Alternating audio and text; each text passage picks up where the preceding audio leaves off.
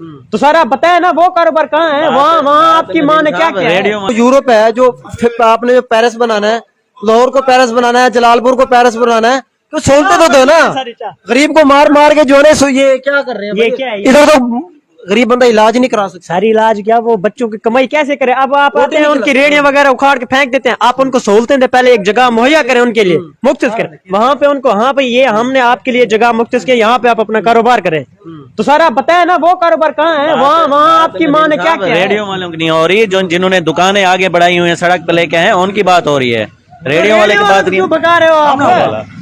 ठीक है, रेडियो वाले की बात तो हो नहीं रही। तजावुजात तो उनके लिए है ना, जो सड़क पे आए बैठे हैं, जिनकी यानी कि दुकान सड़क पे आई हुई है, जगह सड़क पे आई हुई है, ऊपर से शेड बना के ऊपर 2-2 फुट 3-3 फुट ऊपर ले आए ये सड़क। शेड नजर आ रहे हैं आपको?